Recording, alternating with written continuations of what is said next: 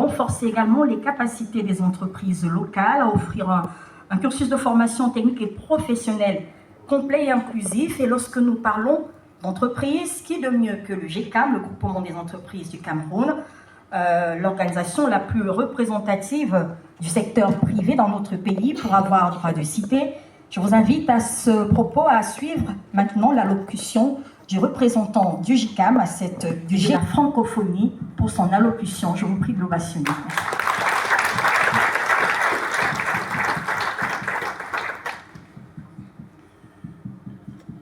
Ensuite, parce que la logique même du projet repose sur une logique de dialogue entre les acteurs de la formation et les acteurs économiques.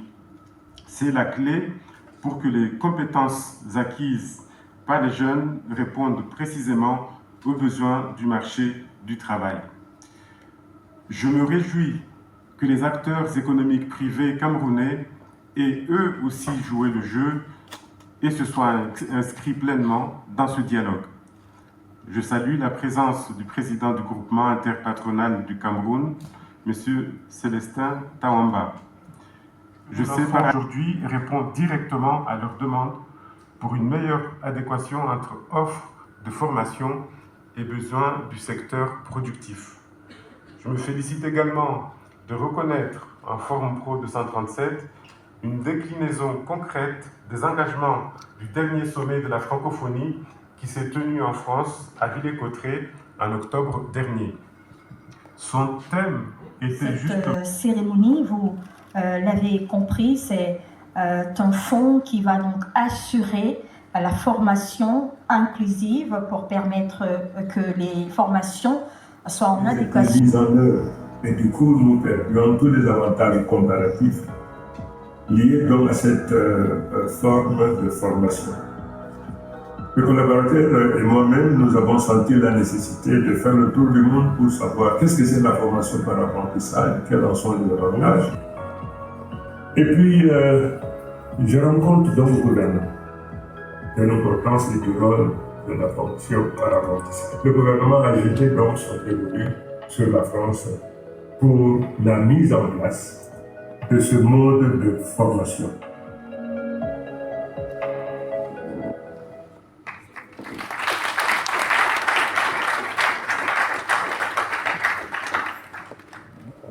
Et c'est justement de ça dont nous avons besoin.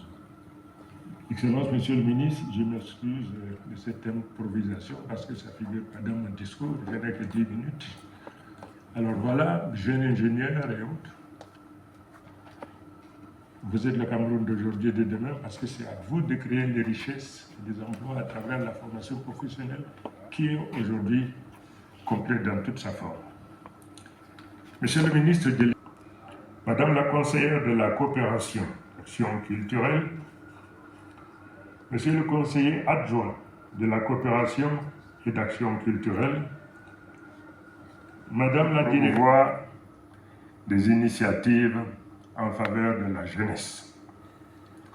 Je voudrais également adresser mes sincères remerciements à son Excellence, Monsieur l'ambassadeur de France, mon binôme en matière de formation professionnelle, dont le dévouement et l'engagement aux côtés du gouvernement camerounais ont été déterminants dans la conception de cet important projet d'action culturelle, Monsieur le représentant du GECAM, haute personnalité ici présente, en vos titres et grades respectifs, chers étudiants, chers élèves, de lancement du projet Forum Pro 237, en présence du ministre Tani Mohamed Sohili, ministre délégué à la francophonie et aux partenariats internationaux,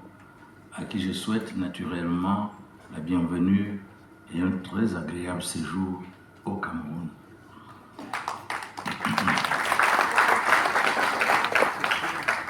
Elle est hautement appréciée par le Cameroun pour sa qualité, sa diversité, ses résultats probants, et son impact sur le développement du Cameroun.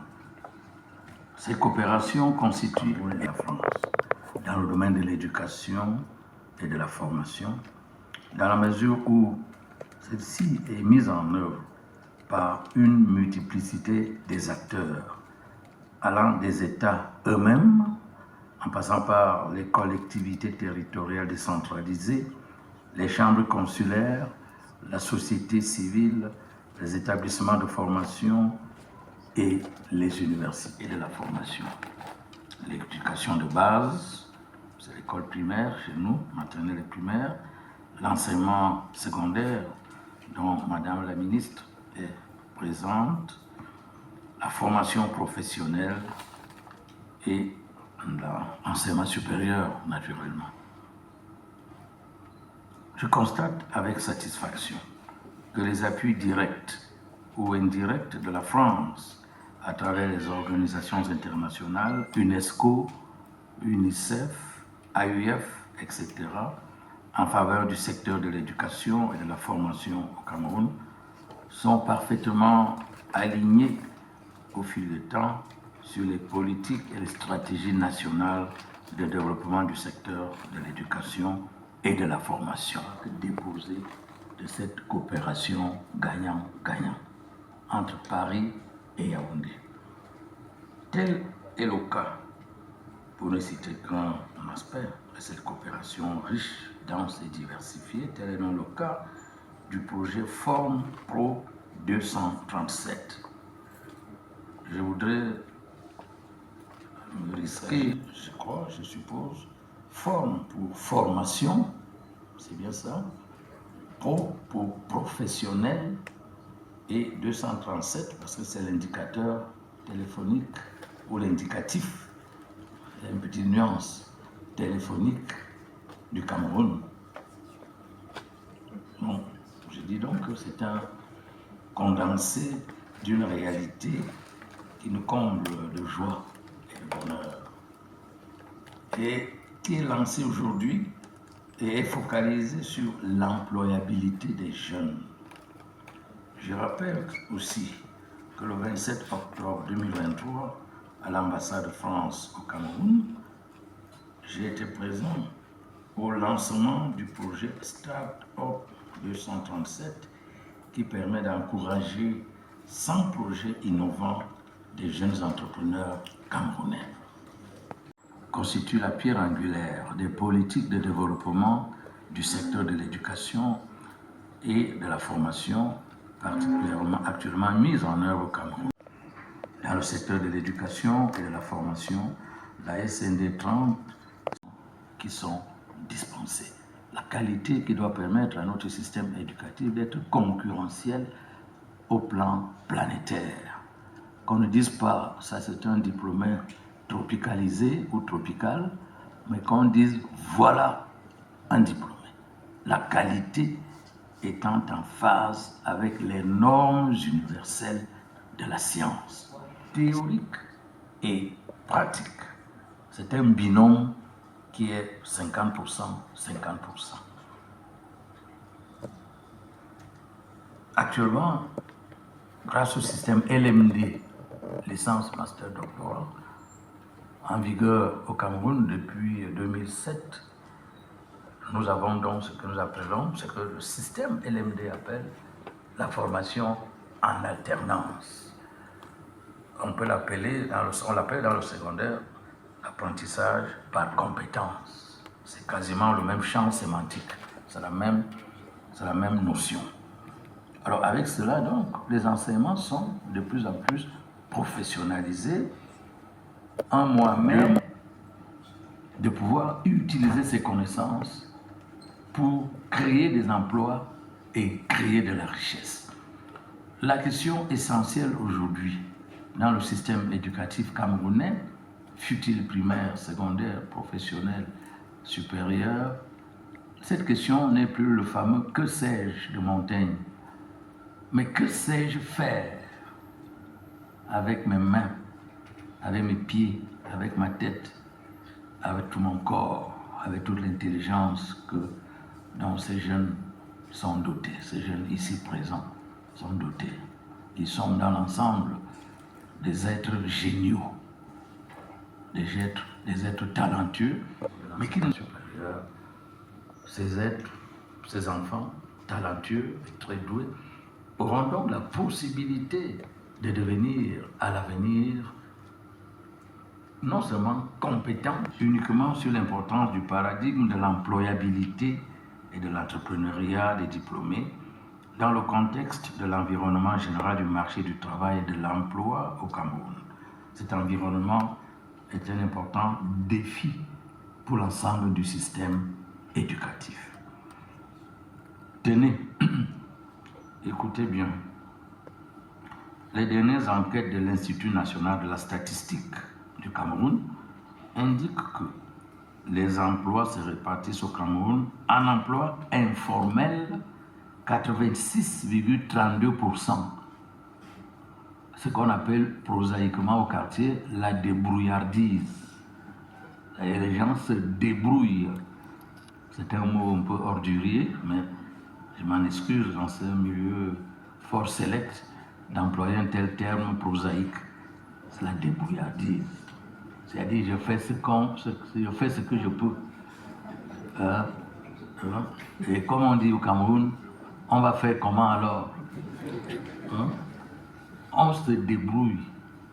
86,32%. Alors, ça, ce sont les emplois informels de 13,86%. Donc, cette problématique qui est celle de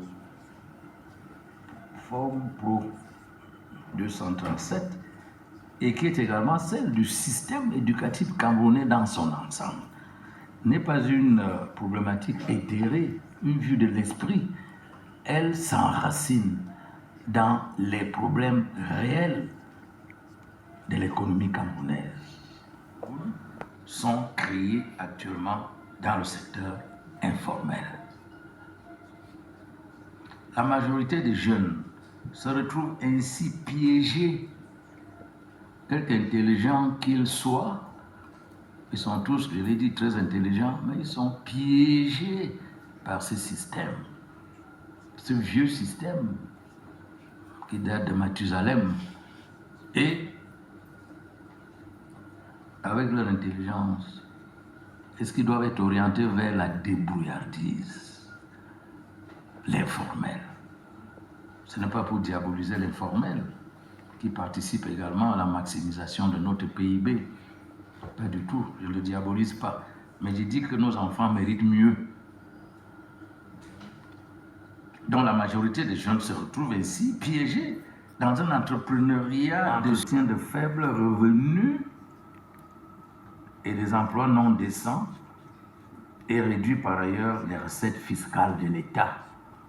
Parce que dans la débrouillardise, dans l'informel, naturellement, on ne paye pas d'impôts. On est ambulant. On est un travailleur ambulant qui prend la poudre d'escampette dès lors qu'un agent fiscal se présente. Ils ne sont plus là, ils sont partis, pourtant ils étaient là il y a quelques instants. Qu'est-ce qui se passe? Donc, en réalité, l'État national, à travers l'auto-emploi, par la création et le soutien de la croissance des micro-entreprises exerçant pleinement dans le secteur formel. Un statut juridique classique, clair et net. Et on paye des salaires décents suivant le SMIC. Ce qui ne se fait pas dans l'informel. On travaille à qui mieux. On essaie de réaliser quelques petits bénéfices, peut-être 500 francs par jour, 1000 francs par jour pour nourrir les enfants et consorts.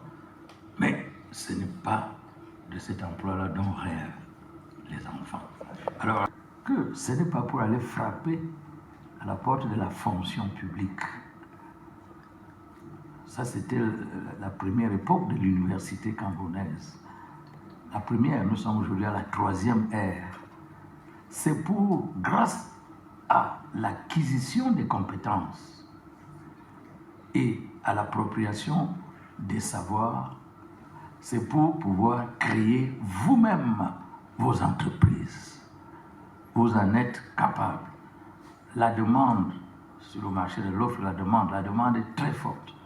Malheureusement, la formation n'est pas toujours orientée vers l'acquisition des compétences. Que sais-je faire? Le savoir-faire. C'est la raison pour laquelle cette cérémonie revêt une importance capitale.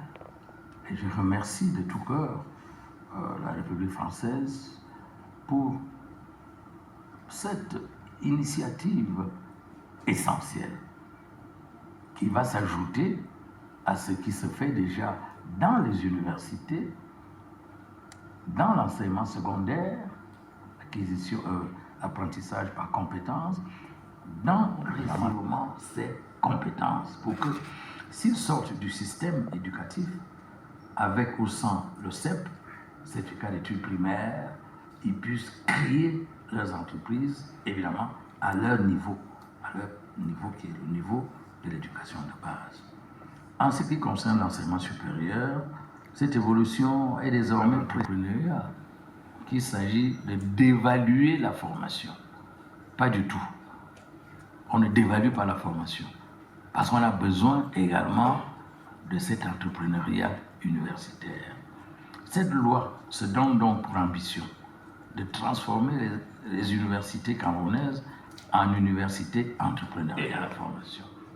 Soyez donc encouragés, félicités, galvanisés pour continuer dans cette belle voie, la voie royale, comme dirait André Malraux, que vous avez choisie.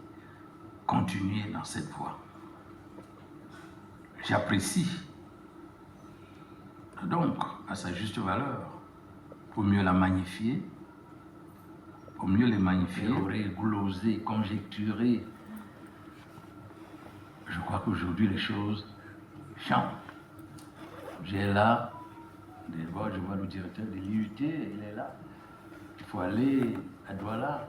Mais je sais, Excellence, que vous y êtes allé, et voir ce qui se fait concrètement à l'IUT de Douala. Mais j'ai dit l'IUT de Douala, j'aurais pu dire également tous les autres établissements professionnels, qui sont aujourd'hui plus nombreux, ces établissements professionnels, que les établissements facultaires. Et même au niveau des établissements facultaires, il est fait obligation de créer des filières professionnelles et entrepreneuriales. C'est dire que nous sommes parfaitement en phase. Ce que vous proposez aujourd'hui et ce que nous faisons. Mais nous avons besoin pour cette allocution du ministre d'État, ministre de l'Enseignement supérieur, le professeur Jacques Famundongo. Et c'est par cette allocution Équipe France, Forum Pro 237, j'y arrive, que nous allons donc refermer cette cérémonie de lancement de ce projet novateur. Je vous prie de merci à M. Tiani Mohamed Sohili, ministre délégué auprès du ministre chargé des partenariats internationaux et de la francophonie. Merci au professeur Jacques Famundongo qui vient juste de quitter ce pupitre, ministre d'État, ministre de l'Enseignement supérieur. Merci à vous, Excellence M. Chiroma Bakari, ministre de l'Emploi et de la formation professionnelle. Merci au GECAM qui était représenté par Narcisse Chassem, le directeur exécutif. Merci à vous, chères personnalités.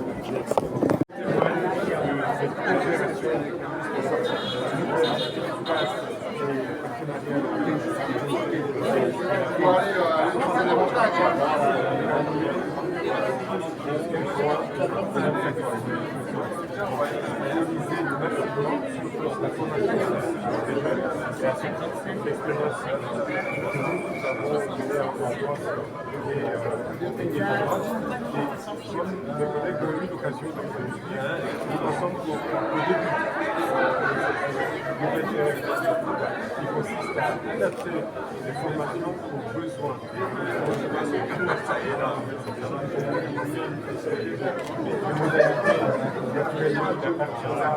C'est la base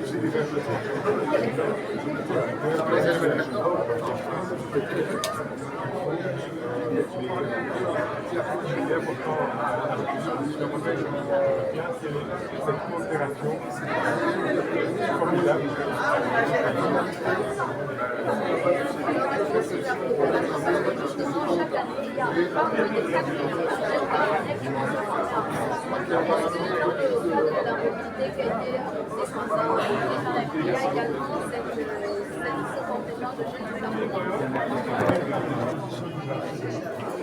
Seront-ils recrutés ou pas?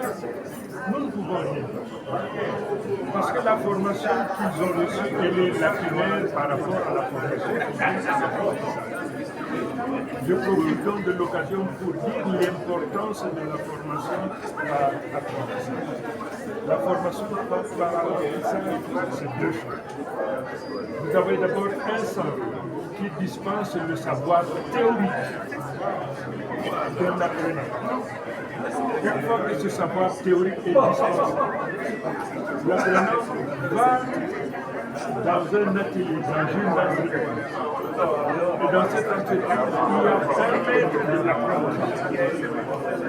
Il le forme sur les machines qui existent et qui produisent.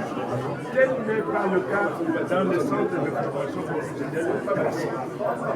Dans le centre de formation classique, on vous forme, on vous lance dans la vie. La formation par apprentissage, on vous donne l'enseignement théorique de la chose. Mais la pratique, vous allez dans les ateliers. Et dans cet atelier, vous avez le maître de l'apprenti. Il vous apprend donc à travailler sur la machine qui produit de la richesse. De telles machines n'existent pas dans les centres de formation professionnelle. Vous comprenez la différence? Et c'est extrêmement important. La formation par apprentissage est venue compléter la panoplie de la formation professionnelle telle que nous le pratiquons. Vous, journalistes, votre mission réellement, c'est d'y composer ces choses pour que comprennent que la formation professionnelle par apprentissage, c'est une nouveauté qui complète tout ce que nous avons fait jusqu'à présent. Je vous confie la responsabilité de traduire en anglais. Merci beaucoup.